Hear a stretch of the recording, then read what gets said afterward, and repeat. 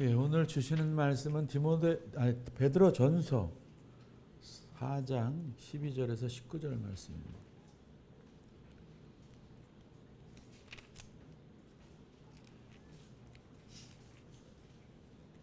베드로전서 4장 12절에서 19절, 제가 한 절, 여러분들이 한 절 나눠서 봅시다.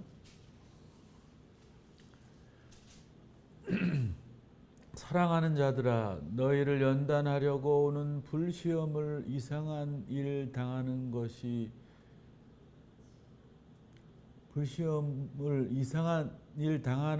같이 이상히 여기지 말고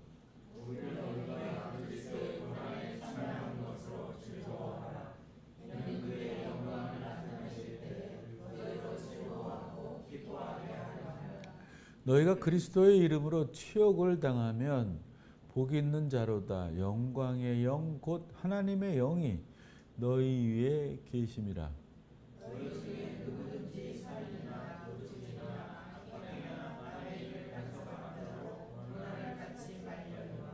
만일 그리스도인의 의인으로 고난을 받으면 부끄러워하지 말고 도리어 그 이름으로 하나님께 영광을 돌리라.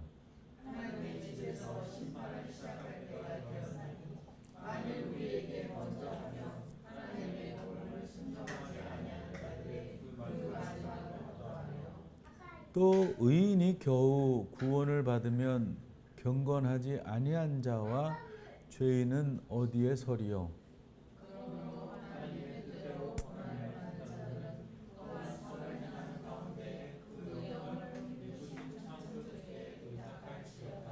아멘.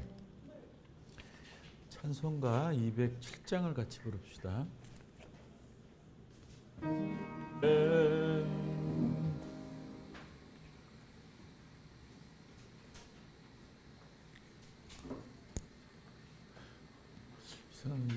지금 찬송 내가 이걸 부르려고 그런 건 아닌데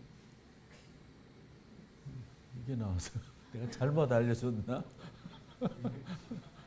네, 살짝 당황했어. 아니 이거는 내가 아는 찬송이긴 한데 나 이거 부르려고 그러는 게 아니라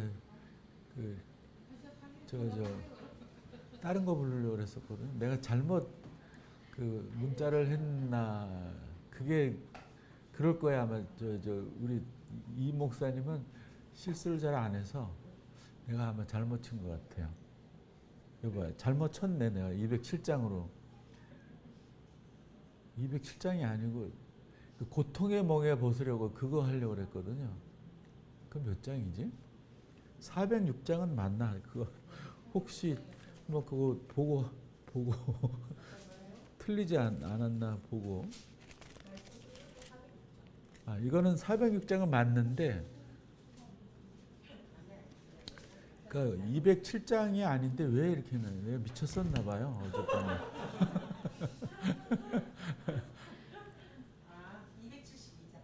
272. 근데 전혀 다르잖아. 272를 207로 하신 거예요. 미쳤나 봐요.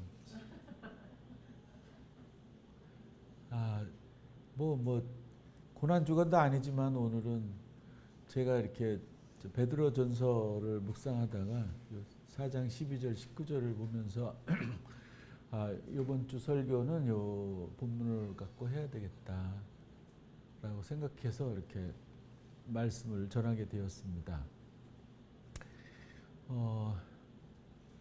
많은 사람들이 이제 고난을 당할 때 신앙하고 연결해서 생각하는 분들이 있어요. 내가 신앙생활을 잘 못해서 이런 고난이 오는구나. 그래서 더 회개하고 더 열심히 교회 나와서 봉사하고 이러는 분들이 있는데, 저는 그런 분들을 보면서 참 기특한 면도 없지 않아 있지만 하나님을 잘못 이해하는구나. 그래서 저런 행동을 하는구나. 안타까운 생각이 들었어요. 그런 분들이 의외로 굉장히 많더라고요. 여러분, 신앙이 좋고 나쁨은 우리가 고난을 받음과 안 받음과는 관계없어요. 그냥 신앙이 좋은 사람에게 더 큰 고난이 닥칠 수도 있고, 신앙심이 그렇게 크지 않은 분들에게 고난이 거의 없을 수도 있어요. 뭐 다른 말로 말하면 신앙생활 하는 사람이 더 고난이 많고, 신앙생활 안 하는 그 비신앙인들이 더 고난이 없어요. 그리고 일도 더 잘 되고, 뭐 건강도 더 좋고, 뭐 돈도 비신앙인이 훨씬 더 많이 벌어요. 뭐 어떤 사람은 그렇게 또 시비 걸 수도 있겠죠. 기독교인보다 비신앙인이 훨씬 많으니까 확률적으로 비신앙인이 더 그 부자가 많지 않나요? 이렇게 얘기하는데, 어쨌든지 간에 뭐 동률의 그 숫자를 놓고 봐도 신앙이 좋다 그래서 잘 되고, 신앙이 안 좋다 그래서 안 되고, 뭐 신앙이 좋아서 힘들지 않고 편안하고 이러지는 않단 말이에요. 며칠 전에 이제 태풍이 지나갔죠. 뭐 희생자도 나왔고, 또 재산 피해도 많았고 그렇습니다. 또 폭염이 계속 지속되어서 뭐 세계적으로 우리나라를 아주 좋게, 이미지 좋게 알릴 만한 대회도 폭망했고, 또 많은 사람들이 또 어려움을 당하고 있습니다. 겨울에는 또 한파가 오고, 또 세계 각처를 이렇게 더 멀리 눈을 들어서 보면 뭐 심하게 홍수가 난 데도 있고, 어젠가 오늘 뉴스 보니까 하와이는 뭐 수백 명이 죽고 뭐 실종되었더라고요. 실종자가 1000명 이상이래요. 산불이나. 그러니까 미국이라는 동네는 산하고 집하고 이렇게 접해 있어가지고 산불 나면은 뭐 도시 아닌 이상에는 다 집까지 불타요. 우리나라는 그런 면이 좀 적은데, 그런 그 여러 가지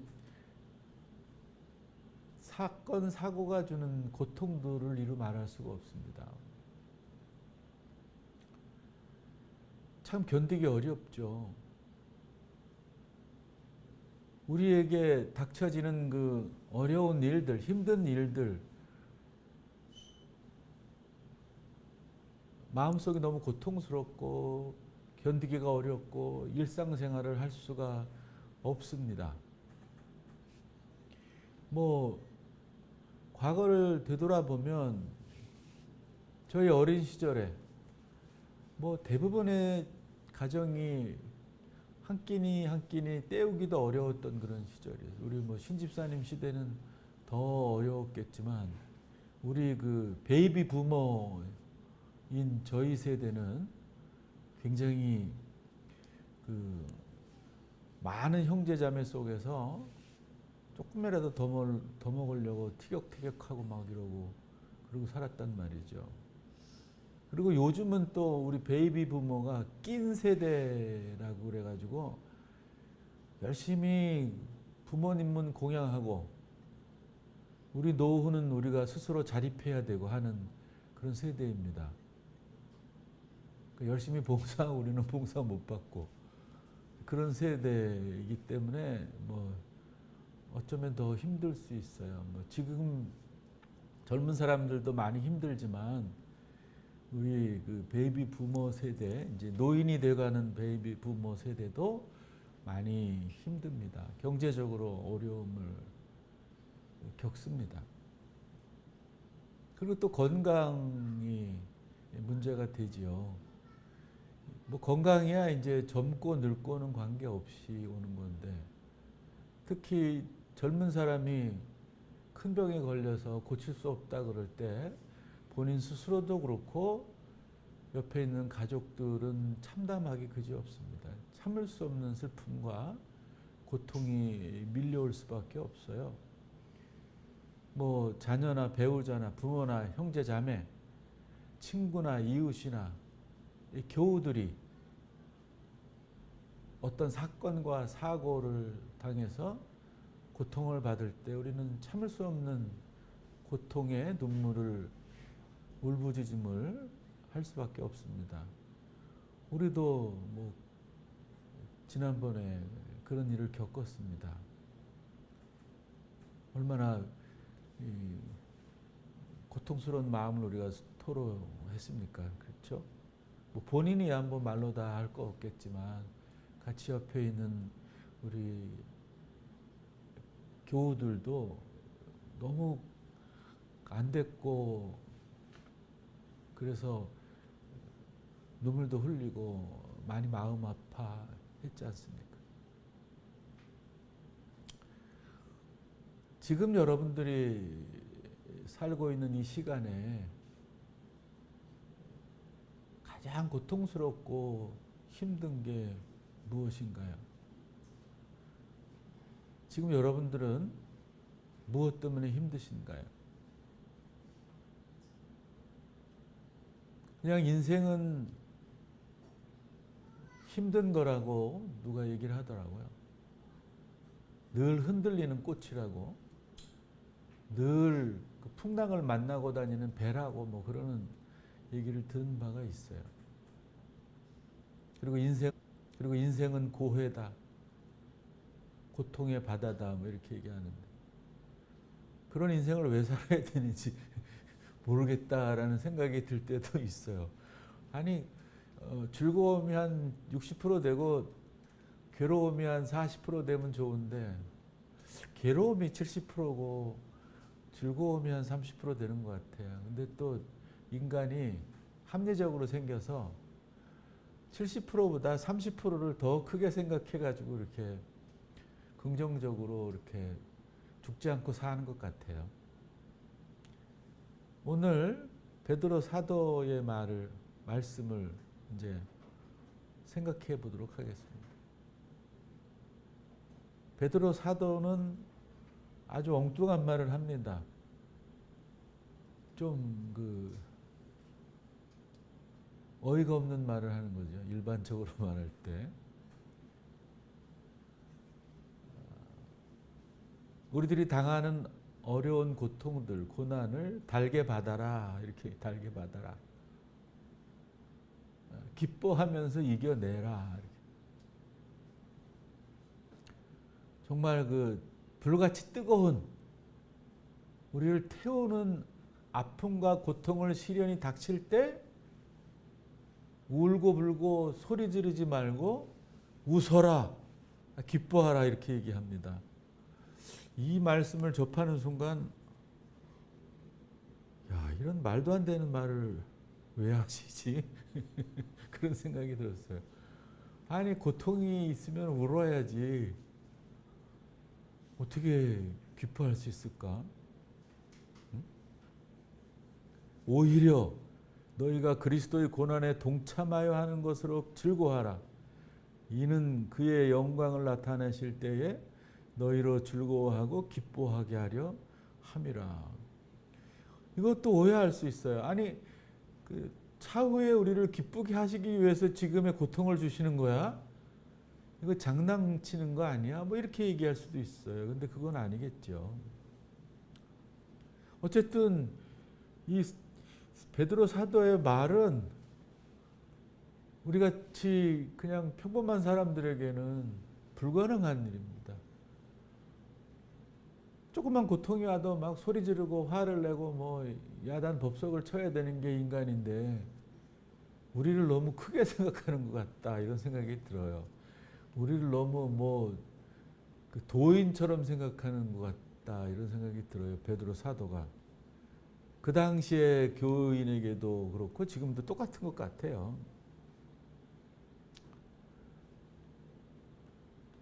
근데 가만히 이제 생각해 보면 베드로 사도의 말씀이 또 옳다라는 생각이 들어요. 왜냐하면 우리는 최악의 고난을 받으신 예수님의 사랑을 받고 구원을 받은 사람들이기 때문에 이 세상의 고통이 인간적으로는 일반적으로 다 똑같이 다가오지만 신앙이라는 믿음 안에서 그거를 견디고 살아나가야 된다.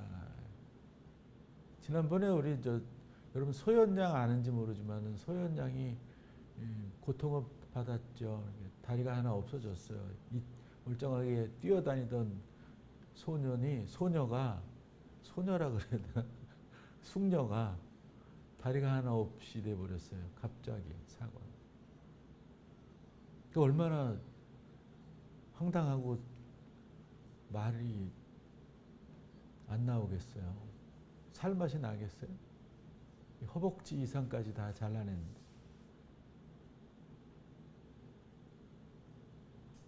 많은 사람들이 이제 막 격려하고 위로하고 신앙적으로 더 이렇게 막 용기를 주려고 그러는데 더 아프게 하는 언어들을 쓰는 사람들이 참 많더라 이렇게 얘기를 해요. 이 고통과 고난은 그냥 없는 듯 이겨내는 게 아니라 없애는 게 아니라 그냥 그 고통 속에서 그냥 나날이 살아가는 거다라는 식의 얘기를 했어요. 그럼 자기는 그냥 꾸역꾸역 살아갑니다. 이렇게. 근데 많은 사람들은 자꾸 그런 사건 사고 당한 사람들을 영웅화하려고 그래서 네가 혹시라도 고난을 받으면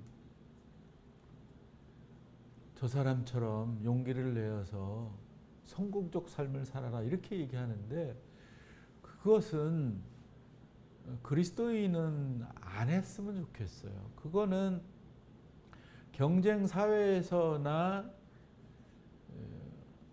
그렇게 할 수 있는 이야기예요. 그런데 그 사람의 성공이 좋은지는 몰라도 그 사람의 성공이 다른 사람들에게 더 고통을 줄 수도 있다라는 걸 우리가 알아야 돼요. 왜? 아무리 노력을 해도 기본적으로 그 사람처럼 되어질 수 없는 사람이 세상에는 얼마든지 많거든요. 그러니까 그분들은 상대적 박탈감으로 더 힘들 수 있어요. 그러니까 능력이 되는 사람 그냥 그렇게 되게 하고 안 되는 사람 그냥 그렇게 살게 내버려 두고 그 둘을 상대적으로 평가해서 어떤 사람은 막 기분이 좋고 나름의 우월감으로 기뻐하고 어떤 사람은 열등감으로 슬퍼하고 괴로워하고 이렇게 해서는 안 된다 이 말이죠. 그냥 고난은 우리가 그냥 담고 가는 거예요. 안고 가는 거예요. 지고 가는 거예요. 지고 가는 거예요. 그런 말 있잖아요. 그러니까 우리 그 어깨에 태인 십자가라는 거. 우리 어깨에 무겁게 하는 십자가들이 많이 있습니다. 그거를 내려놓으라고 하지 않으세요. 예수님은. 야 내려놔. 내가 지고 갈게. 이렇게 하지 않아요. 우리에게 지라 그러세요. 그리고 힘들지만 지고 가도록 인도하시는 분이신 거예요. 저하고는 많이 다르더라고요. 나는 아들이 이렇게 막 힘들고 이렇게 어려울 때 내가 해결해 줄게 이러는데 우리 하나님은 그러신 분이 아니에요. 그게 맞는 것 같아요. 우리를 위해서. 우리를 단련한 후에 정금같게 만드시려고 그러시는 것 같아요. 그렇기 때문에 그런 그 태도로 우리가 신앙생활을 하면서 그리스도 예수를 바라보면서 깊은 내면의 기쁨을 누리라 이렇게 베드로 사도가 얘기하는 것 같습니다. 그리고 또 주목되는 그 구절이 있는데 몇 절이냐면은 15절입니다. 너희 중에 누구든지 살인이나 도둑질이나 악행이나 남의 일을 간섭하는 자로 고난을 받지 말려니와 만일 그리스도인으로 고난을 받으면 부끄러워하지 말고 도리어 그 이름으로 하나님께 영광을 돌리라. 이 말씀을 주목하게 되었어요.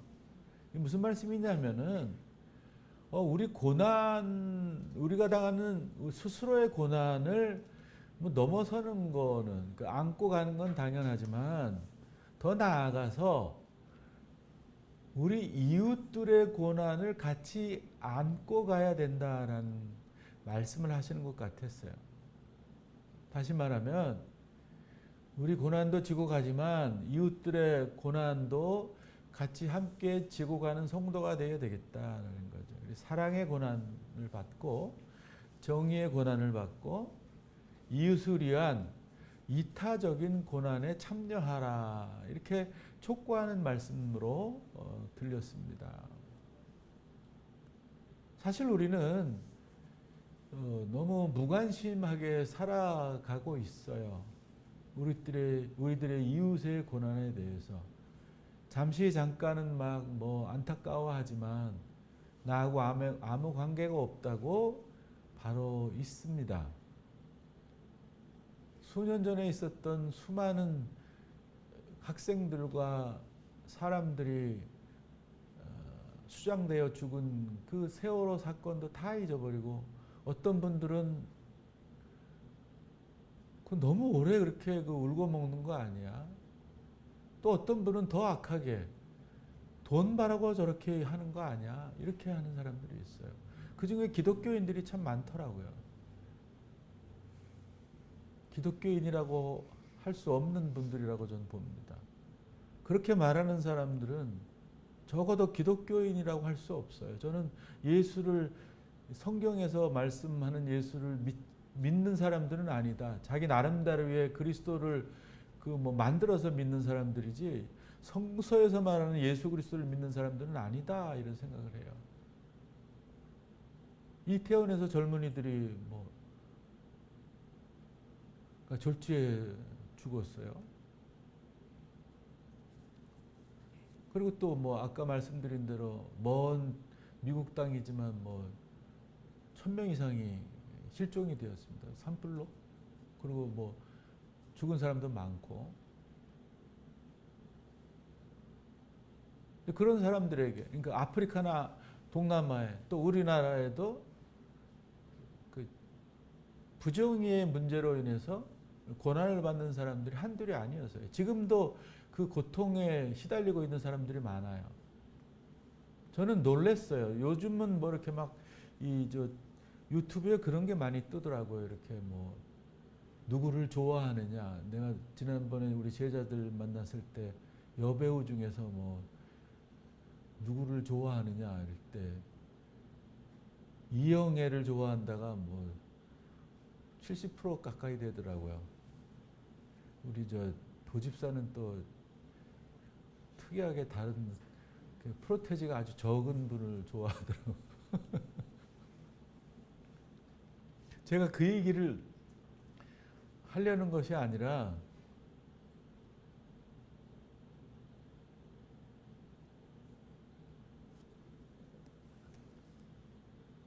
우리가 살아가면서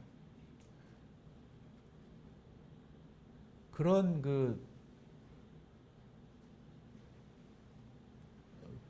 고난을 당하는 사람들을 늘 잊지 말아야 된다라는 말을 하는 거예요. 예를 들면은 아까 이제 프로테지 얘기했잖아요. 그 중에 이제 역대 대통령 중에서 가장 존경할 만한 사람이 누구냐, 이렇게 몇 명의 대통령을 늘어놓고 얘기하는데 박정희 대통령이 한 50~60%를 차지하더라고요. 어디서 하는 건지는 모르지만 출처가. 그래서 저는 굉장히 그걸 보면서 좀 당황했어요. 정말 그렇게 그런가? 이런 생각이 됐어요. 왜냐하면 그 박정희 정권 안에서 고문을 당해서 고통당하고 죄를 뒤집어 씌워서 죽은 사람이 한둘이 아니고 지금도 그 고문의 후유증으로 고생하는 사람들이 많거든요. 여러분들 자백이라는 영화를 보시면 알겠는데요.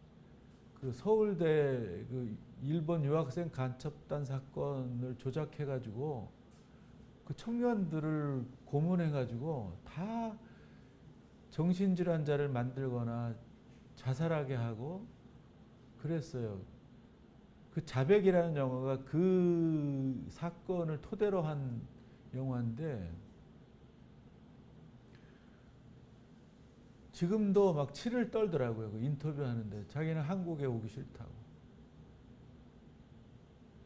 그렇게 수많은 사람들에게 고난을 주고 아픔을 주고 목숨까지 앗아가게 한 정권의 수장이 저는 뭐 경제를 살렸다 그것도 뭐 살렸는지는 정확히 뭐 숫자도 없는데 구체적인 숫자도 없는데 뭐 밀가루를 먹다가 쌀을 먹게 됐다 그래서 뭐 위대하다고 난 그러면은 뭘 먹을 걸 주어서 위대하다 경제적인 거를 부강해서 위대하다 나 이런 거는 반대해요 저는.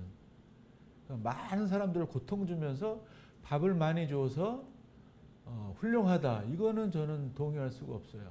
사람다운 게 중요한 거죠. 사람 대우를 하고 인격 대우를 하는 게 중요한 것이지 먹을 거를 막 산의 진미를 다 줬다고 그 사람을 여러분 종종 존경하겠어요? 나를 막대하는데 개돼지처럼 대하는데 그 사람이 산의 진미를 준다고 좋아하겠어요? 그렇지 않잖아요. 제가 그런 말씀을 드리고자 하는 바는 아니고 그렇게 우리 주위에는 암암리에 몰게 아르게 수많은 고통당하는 자들이 있어요. 그들을 돌아보라고 얘기하는 거예요. 우리는 나만 생각하는 경향이 참 많아요. 나 위주로 그러면 안 된다 이 말이에요. 어려운 중에라도 내가 어려운 중에라도 내가 힘든 중에라도 내가 없는 중에라도 고난당하는 사람들에게 관심을 가져야 된다 이 말이에요. 여러분 상황이 좋아지고 넉넉해지면 해야 되는 일이 아니에요. 고난에 동참하는 거는 우리가 좋아져서 한다는 보장이 없어요. 여러분 좋아지면 안 해요. 어떤 사람을 본 적이 있어요. 막 그냥 돈 자랑을 많이 해요. 뭐 돈도 많고 뭐 좋은 차도 타고 뭐 수도 없이 해외여행도 보내고 먹고 싶은 거 맛있는 거 뭐 여기저기 막 저 먼 지방까지 찾아다니면서 먹는다. 다른 사람을 위해서는 털끝만큼도 자기의 재정을 쓰지를 않더라고요.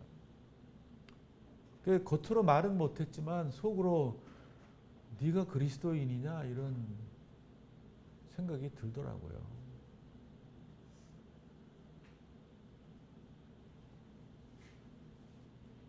여러분 지금 내가 고난받은 사람을 기억하고 그들을 위해서 어떻게 할까 고민해야 되는 거예요.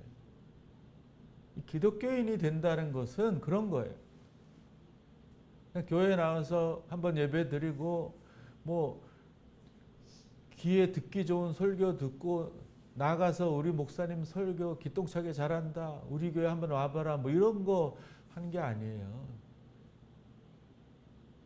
많은 사람들이 이 신앙과 세상 생활이 이렇게 전혀 연관 없이 따로따로 사는데 우리 성도들은 그렇게 안 살았으면 좋겠어요.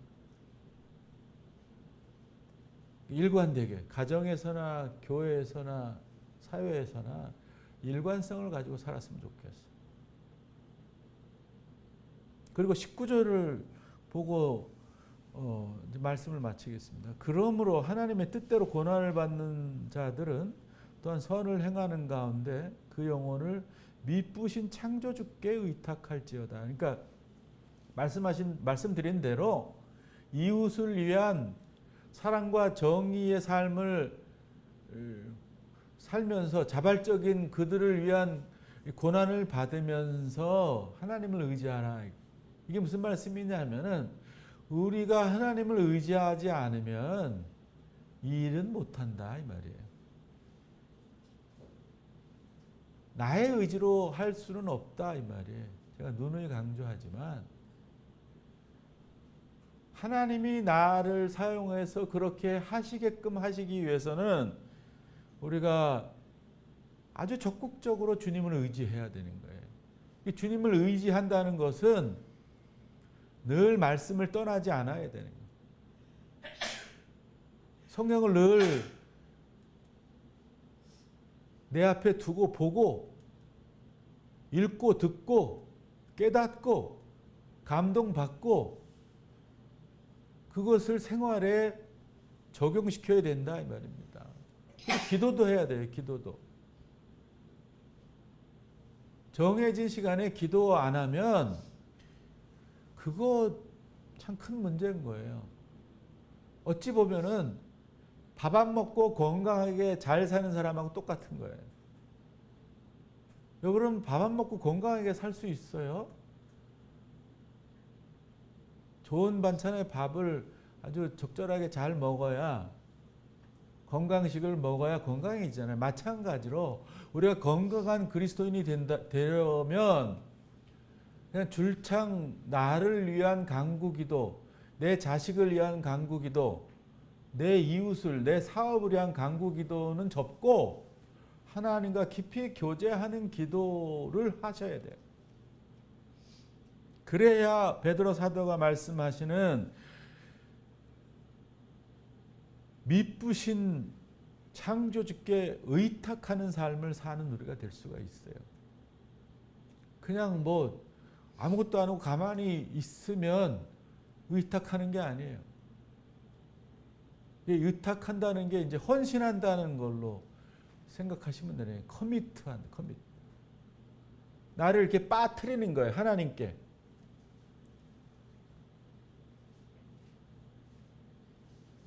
내가 하나님이라는 강 안에 물 안에 푹 던져지는 그 이미지로 우리가 신앙생활 해야 되는 그게 의탁이에요. 내 의지를 다 버려야 돼요. 내 의지로 하게 되면 시험에 들고 힘들어요. 문제가 많이 생깁니다. 그리고 오래 못 가요. 그리고 건강하지도 못해요. 그러니까 의탁해야 돼요. 하나님을 의탁하면 우리 그리스도인이 받을 고난을 잘 받을 수 있다. 그렇다 그래서 안 아프게 받는 것도 아니고 웃으면서 받는 것도 아니에요. 눈물도 나고 콧물도 나고 막 통증도 심하지만 그 고난을 잘 받을 수 있다. 이런 말씀입니다. 오늘 베드로 사도는 그리스도인이 받을 고난이 무엇인지 우리들에게 가르쳐주고 있습니다. 이 가르침을 마음속에 기억하며 한 주간 승리하는 우리가 됩시다. 기도합니다. 자비하신 주님, 오늘 말씀을 통해서 그리스도인이 받아야 될 고난이 무엇인지 알려주시니 감사합니다. 우리는 우리가 받는 고난이 기쁨이고 복인 줄 몰랐습니다. 세상 사람들이 잘 되는 것처럼 부귀영화를 누리는 것이 복되고 잘 되는 일인 줄 알았습니다. 이제 다시 한번 말씀을 통해서 저희들의 마음을 주관하여 주시어서 우리는 고난을 받는 그리스도인들이고 그것이 복되고 그것이 영광이고 기쁨인 것을 다시 한번 마음속에 새기게 하시니 감사합니다. 한 주간도 이 말씀을 들고 나아가서 사랑하고 정의를 외치고 승리하는 저희들 되게 해 주시옵소서. 예수님의 이름으로 기도하옵나이다. 아멘. 자.